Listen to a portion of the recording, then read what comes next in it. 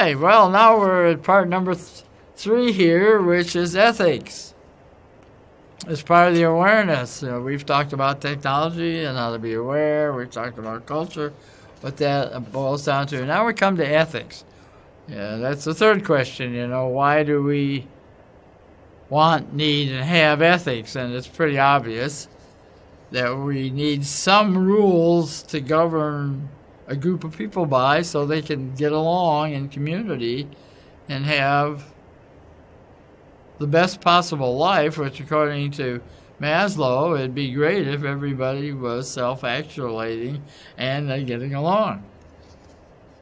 Philosophy, when I first ran into this issue of what are ethics, it came to me through two mechanisms, or through two avenues.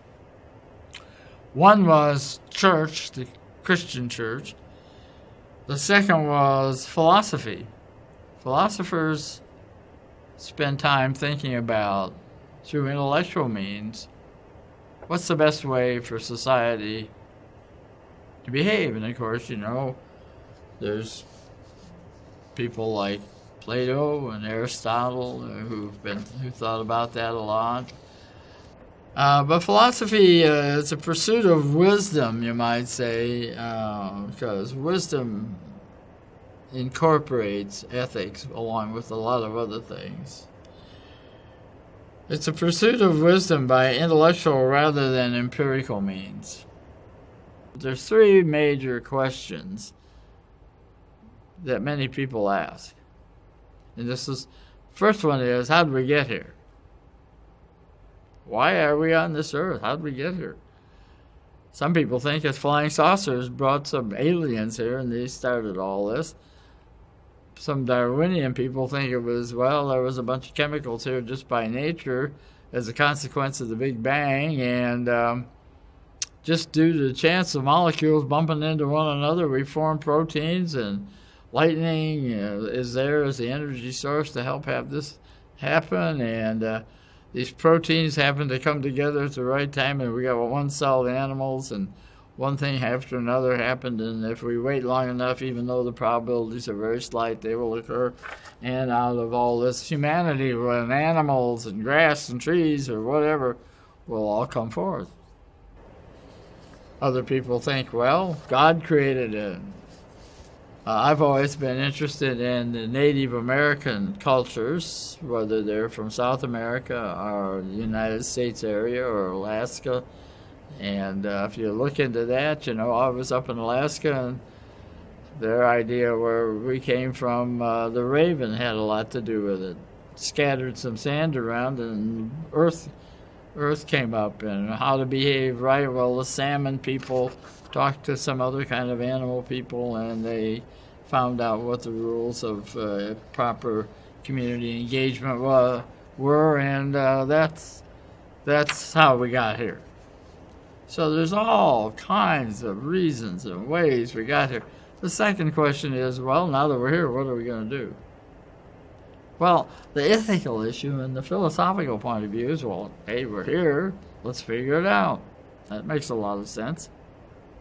And, golly, unless you have a really strong faith about the fact that some supreme being who we can't see but lives in another spiritual dimension, this is the personage, if you want to use that expression, that put us here, okay. And if that's true, then, we should look to that personage for guidance as to what we're to do. And because we really aren't smart enough, because we didn't create life, we didn't create the planet, that personage did, so they probably got the right answer as to what we got to do, so we'll obey the rules that come down from them through the mouths and minds of men. So you'll find there's some conflict, particularly when we look at Kant, the man Immanuel Kant, and how he thinks we ought to look at things as a philosopher versus some religious groups. And then, of course, the third question is, after we leave this planet, where do we go? My mother said, I'll just go to sleep and that'll be the end of it. Others think they're going to heaven. Some people think Many different groups have different answers about the afterlife, if there is one in their mind. I happen to believe there is. I come out of a Judeo-Christian kind of culture, so I do, but not everybody does. But the point is that ethics come about because we want to live in community or a family. I mean, even if you had just a family unit, you would find that somebody or some segment of that family lays down the rules as to how you have to behave. So what is morality? Ethics make up what's moral behavior, and that's a system of ideas of rights and wrong conduct, virtuous behavior. So what are we saying? We're saying, hey, what do you think is right and wrong? Because that's going to determine how you react to a particular technology as it moves into your society and your life. And remember, we got to think life cycle of the technology. Well, what are some examples of ethical systems? Well, Stoicism is one. I had an aunt, and boy, no matter what happened, she just chugged along, whether it was good, bad, or indifferent. Didn't seem to get excited about anything. She might have been stoic. Her philosophy of life was Stoicism. On the other hand, some people, they're more Epicurean. They like pleasure, correctly understood and in moderation, is appropriate when considering virtue, because if everybody's happy, everybody's getting along. Then there's one that could be very appealing today, and that's utilitarianism. I phrase it as the greatest good for the greatest number. As a nuclear engineer, chemical engineering person, and mechanical engineer, I'm kind of a broad-based person that way. I started out in the nuclear energy field in 1956, working on boiling water reactor systems. And then I spent time with the Defense Department teaching people about nuclear weapons effects and the like. Well, Hans Bethe, who was a well-to-do, well-respected physicist, wrote an article in Scientific American. And he talked about the value of nuclear power and how good it was for the world and the United States in particular. And when addressing the issue, people can die from radiation poisoning, if you want to call it poisoning, just from radiation exposure. That's not a good thing. I mean, it's no different than somebody dying from overexposure to asbestos dust or whatever. He said the following. He said, so some people have to die for the benefit of everybody else. Well, that's the way it is. And that's okay. Well, it turned out that my sister had cancer. She was 37, hadn't been married very long, just had a baby girl, Barbara, and died of cancer at 37. And I thought, yeah, it's easy to say when you're well and healthy, sorry you're leaving this earth, but gee whiz, it's for the betterment of all of us. I don't know. If that was me, would I feel like, I'm glad I'm doing it? I don't think so. Then, of course, there's Darwinism. We talked about that. That's survival of the fittest. And I'm going to get mine, and it's up to you to get yours, and I'll see you around, And if you can't make it, hey, that's the way it is. And those that survive are going to be stronger than anybody else, so future generations will get stronger too. And, of course, there's capitalism, and we mentioned that already. Some people are calling it into question because capitalism, sometimes referred to as controlled greed, and it works beautifully as far as building an economy and getting people wealth, so long as that wealth is distributed in a equitable fashion.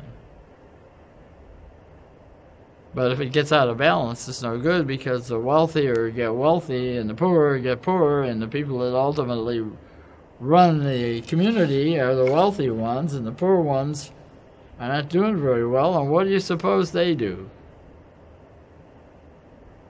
They get very angry, and there's disruption, and it's not pleasant. So you have to watch out for that. So those are just some examples of ethical systems, and those are nice to know about. Find one that you fit if you want to bother. But when it comes to actually something happening in your community, the ethics that counts is the one that you really will live by. And it may change, But the important thing is, I gave a course on this, and I asked the students on many occasions, I said, what do you really believe? And nobody really asked them that before. And they had a time thinking about, well, what do I really believe? And what will I really stand up for in the face of a lot of adversity? And I never really thought about it before. And then I asked the question, where did you get that idea? Did you get it from your parents, your grandmother, some guy that was a neighbor? Where did you get that? Somebody in the school? And it really got a hold of you, and you said, I believe this, and I will, fight for this particular point of view and way of life. So that's the ethic. When we talk about technology interfacing with ethic, it's your ethic, your community ethic, and I can't say that enough. Now, I'll tell you mine.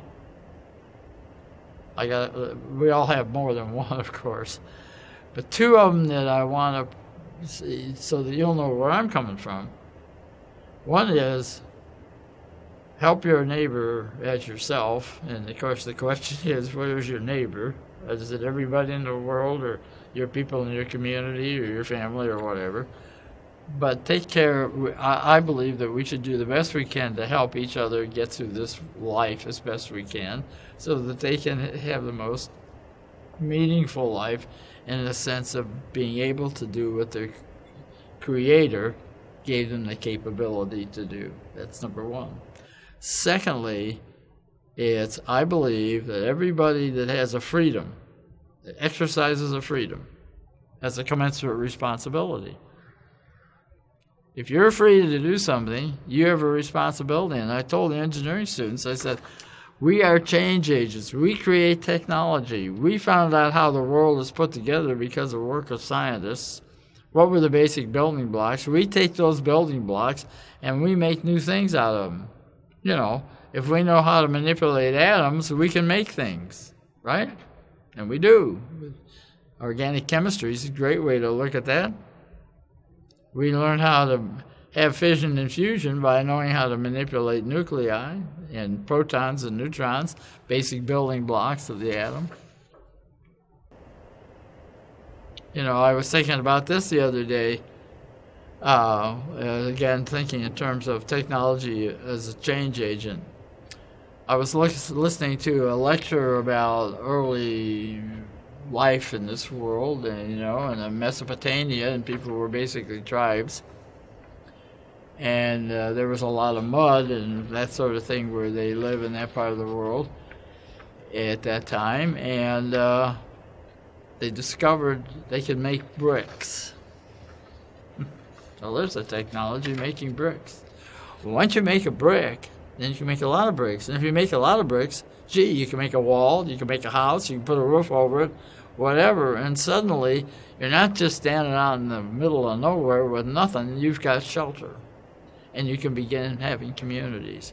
So just making a brick affected a culture, didn't it?